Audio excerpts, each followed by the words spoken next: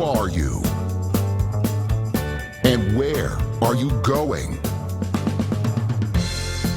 What do you want?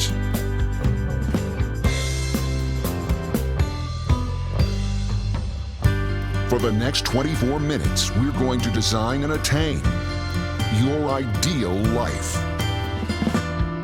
On the Way to Wow Show. Together, we'll find the ideal path to get you back on the track to success and happiness. On the Way to Wow Show with your host, Kevin Bemmel.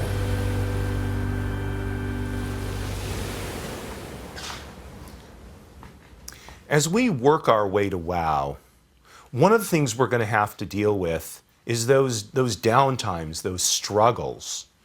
We're going to have to work through them. So my first guest is going to explain to us how to gain mastery even when we're under pressure.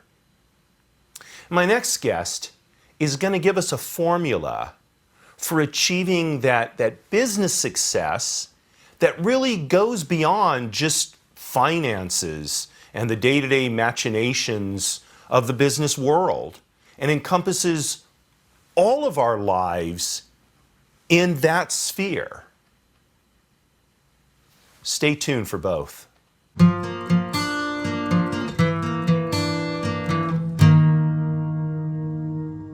My guest is Tina Greenbaum. Tina is, it formerly would have called her perhaps a mindset coach, but really Tina goes beyond that. She is a performance optimization specialist. She uses psychology, sports psychology, technology, every tool available to us, many of which have improved so much over the last 10 or 15 years, to help us really get out of ourselves the most that we can. Her book is called Mastery Under Pressure.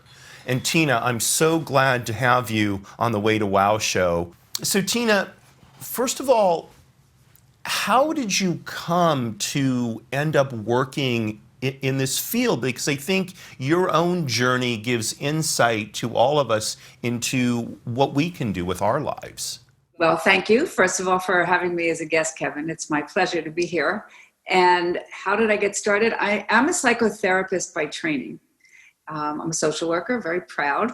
And the social work, we look at the way that the person fits in their environment. So more psychology is more intrapsychic and other things are environmental, but we like that fit between the two. And so when I first started working, my first job was working with women with eating disorders. And if you ever wanted a good education in how to treat very difficult but challenging and terrific clients, they were my first people. And what I recognized very early on was that my very traditional Western psychotherapy model was insufficient. It was very much of a talk model. And we would sit there and go, Well, that wasn't working. I'm really a teacher at heart. And I used to say to the young women, I hear you, but I don't feel you. And if I don't feel you, you're not going to get well. You're not going to change. And so my whole professional journey is, how do I help somebody? I call it get below the neck, because there's a universe of information in the body. And over the years, I combined sports psychology and neuroscience and kind of following my nose, my intuition, in how do I help somebody change at a fundamental level. So, you always hear people don't change, right? I did a lot of marital counseling as a chaplain in the Navy, for example.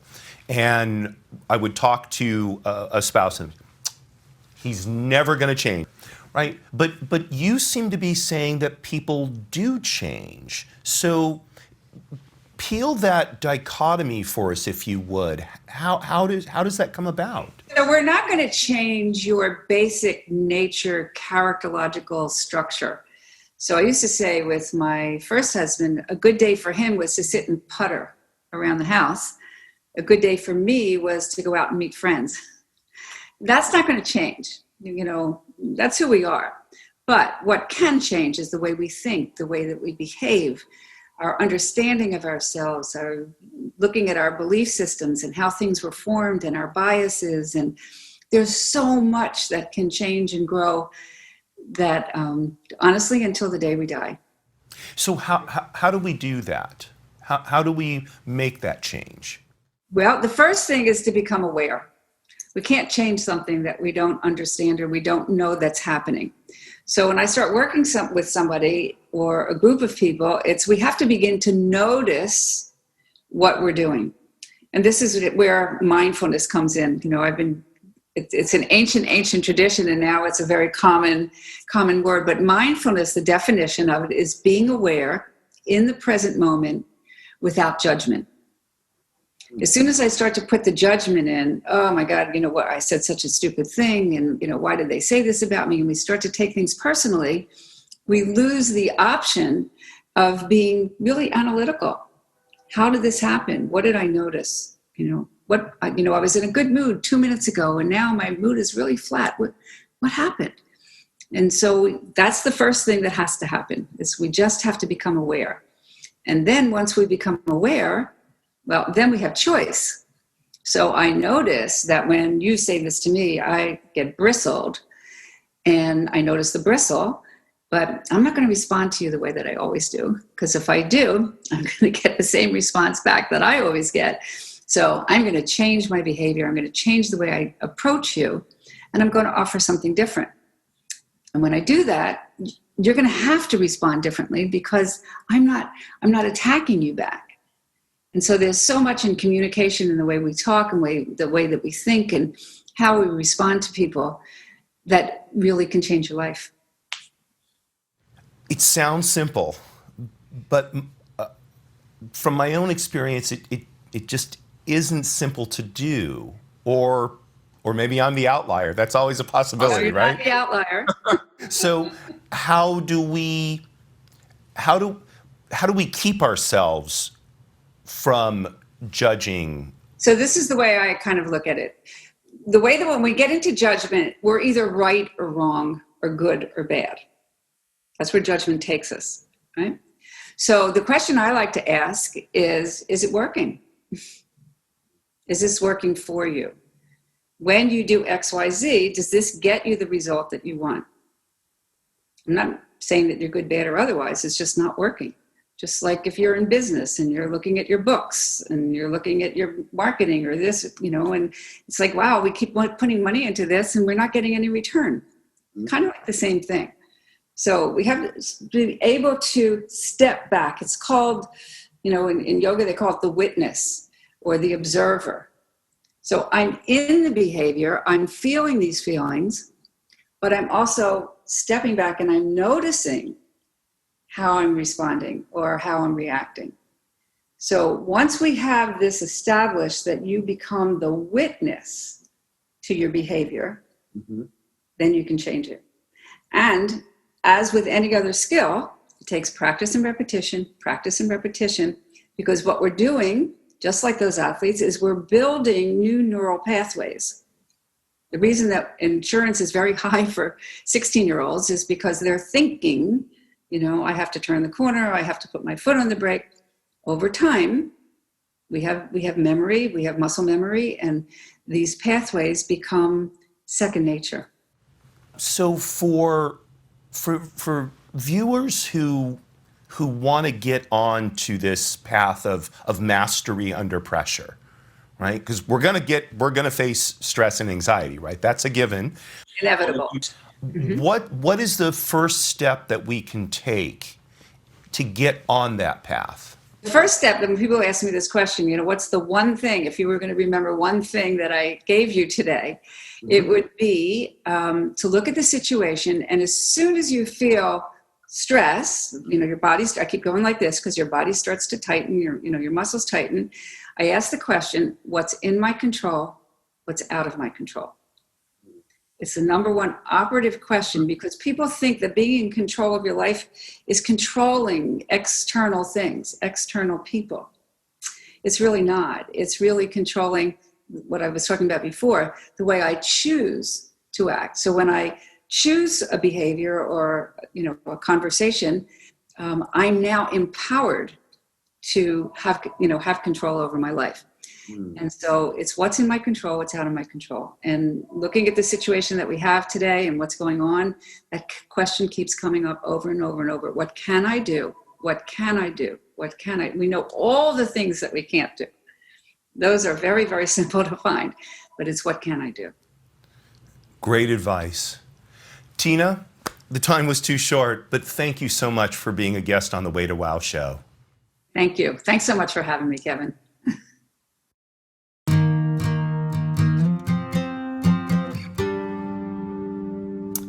So, once again this week, the Way to Wow show goes international. We're going to talk with Mike Scriptneck all the way from Vancouver, British Columbia. So let me tell you a little bit about Mike real quickly. He is a business coach, international speaker, and a 7-time best-selling author. His proprietary training teaches mid-career entrepreneur business owners who know they could have a bigger impact but aren't serving their ideal clientele, how to achieve and realize the kind of growth they really want in their businesses, and I suspect in themselves as well. For his own big impact, Mike has helped guide affluent business owners and families to direct $12.5 million in giving to charitable causes. So Mike, welcome to the Way to Wow show. Hey, thank you so much. I'm glad to be here, Kevin. So it's a real treat to talk to someone who's not only so deeply involved with helping people improve their businesses, but also so involved with helping charitable organizations realize their missions as well. Tell me, how did you come about meshing those two together? Well, it started about a dozen years ago for me. You know, you and I were chatting a little bit about, historical activities, and just over a decade ago, I was stuck in a snowstorm in September in Calgary, Alberta, which is where I was living at the time. And I was midway through my financial services career. And there I was thinking, listening to myself on the radio, because I just recorded a spot for the radio as the market update guy. And I'm like, I hate this. I'm listening to myself tell people with a smile, Lehman Brothers has gone under. And I just wasn't living what I wanted to do, 9 to 5, Monday to Friday. And there I was as a volunteer. I was giving back. I was, family man on the weekends and evenings. And I figured it just had to be more than that. And what more to that meant for me was, how do I give back? And I began a journey of understanding how I might do that inside the financial service business I'd created, and make that happen and make it an impact, actually. I came up with an idea of giving $1 million away. Oh, okay. So, and as I understand it from our previous discussions, you have a 3-part philosophy that you use for guiding or help guiding your clients. Will you tell us about that? Oh, yeah. And it stemmed exactly of, how do I give $1 million away a year to charity? Like, how do I do that in a business that likes hoarding instead of giving? And as I built this business, as I brought coaches on, asked smart people how to do this stuff, I learned that there was a very distinct way I went about it. And grow, get, give was kind of how the words I used to describe it. And it was about growing a business and connecting with customers, clients, in a way that mattered to me. So waking up passionately every day, moving with purpose, and then connecting that with the people who needed it. And get was about more freedom, getting more freedom, having time away from work. Because when you start to have success in your business, you start to have no time. That's not really a good combination. So I said, well, this isn't going to work, and I wanted more time. So get became about getting more freedom, how to build, use people, processes, and systems to just get a better life. And give back was the third. Grow, get, give. Give back was just to have a bigger impact. At the time, it was really about the money. I was working with people who wanted to give money, and I was helping them do that. But over time, I became more aware that it's really about how you give to yourself, your family, your community, and then the causes, or simultaneously to everything, the causes that matter most to you. And when you bring that all together, it really is about working with impact-minded people to help them get a bigger impact and help them grow their business and get more freedoms. So grow, get, give is my living, breathing mantra. So this year, when people, at least a lot of people, have been confined to their homes, in some cases working, in other cases unable to work. How has that dynamic impacted what it is you're doing? Well, it's impacted it very dramatically. I would say it's been the overriding message of the year. 2020 for me was a year in which I gave till the giving couldn't be given anymore. But in learning more about leading with giving, leading with serving, elevates you as a leader, number one, but it also helps connect you with people, because as kind of the world got broader through this digital medium that you and I are even speaking through today, and we're reaching so many more people, it seemed that we had a desperate need for connection. And by giving of yourself, by allowing yourself to be open, vulnerable in some ways, but more available for those who needed it, I found that we're all desperate to be into a smaller community. And that's what I've been giving to people, is an opportunity to be one-on-one or in a smaller community. And then we discussed the things about growing and getting, but people have had a lot of freedom in terms of their lifestyle. They're not spending a couple hours in a commute anymore. They're not, buying clothing for work the same way. There's just been more time, but we're also constrained to our homes. So how do we grow personally? And there's been a lot of personal growth during this period of time. So I would say that more growth on a personal, introspective, or connection level has been occurring.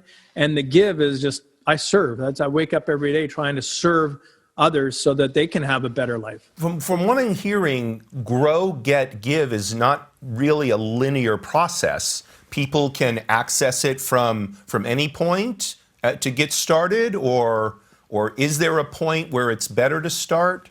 Can you talk to us about that a little bit?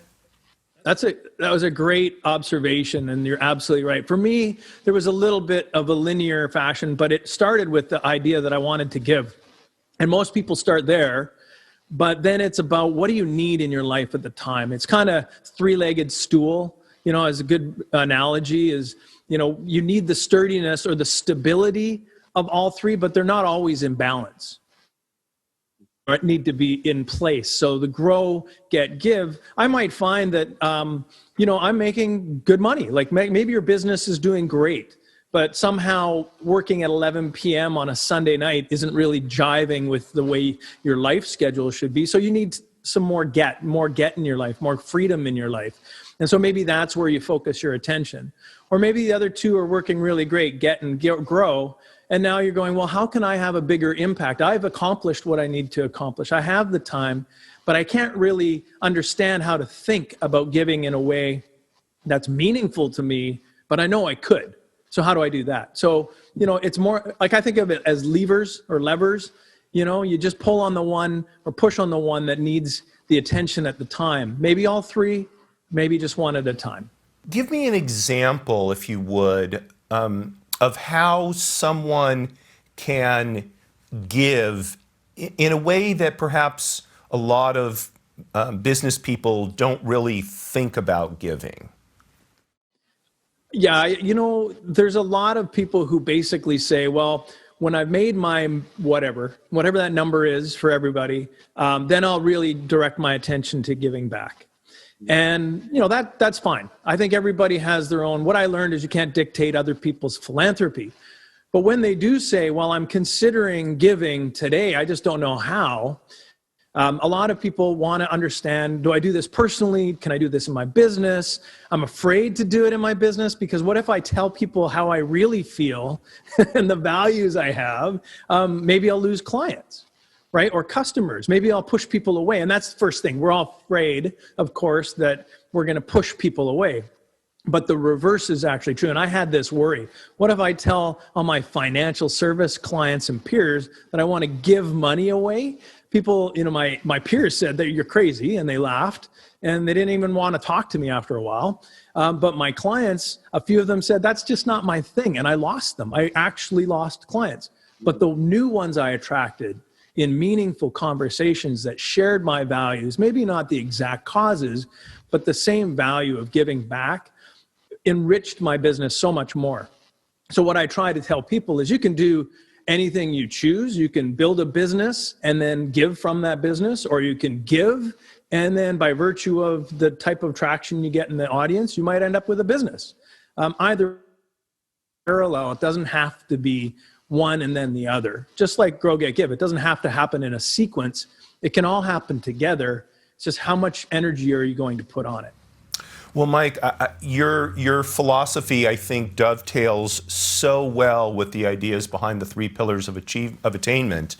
It's really a delight to be able to speak to you and show people a way where they can take action in their lives that will help them realize the philosophy that we have here on the show. We're out of time now, but thank you so much for coming on the show. I imagine you're looking at snow outside or up there, if not at least just a little skiff, enough to know that there's good snowboarding in the mountains. Okay, well, my daughter and I are jealous because we love the snow, and I hope you and your family enjoy it. Thanks so much for being a guest here on the Way to Wow show, and if you would tell us in 15 seconds or less, sum up for us how someone can take action if they want to follow your philosophy. Well, the best thing is, and I'll just do this, I'll give you a book. So you can have the book I just wrote, my book on Grow, Get, Give, Secrets to a Grow, Get, Give Life, just by going to gggsecrets.com. And you get a book. And if you want to talk to me, no obligation, totally free. You want to chat about your business, about your life, about how they may dovetail, you can book a call with me as well. So how about that? A free book and a call with me. That sounds brilliant. We'll put that link in the show notes so people will have it when they watch the episode. And I think the last thing we've got is we've got your thing to put up here on the collage, and our production manager is diligently grabbing it. Sierra, I don't know if you met Sierra in the prep. Sierra says hi, Mike. Hello. Hey, how's it going? So this is Mike's philosophy here, put all together in a nice package, and we're going to put this right up here. Let's give it a place of prominence. We're going to put you next to the blue ribbon. There you go. That's awesome. Mike, thanks again for being with us today. Really appreciate it. Thanks for having me. Thanks for joining me this week. Thinking back about our 2 guests, Tina Greenbaum gave us some good advice to follow. When we're struck by anxiety, think about what we can do and what we can't do. Discard the latter and focus on those positive actions that we can take. And Mike Scriptneck, the 3 Gs, get, grow, give. It's a formula for success that we can all follow as we make our way to wow. You can see the link to his book just below. Download it. It's his gift to you. Courage at all times, my friends. Marie, you are still my belle.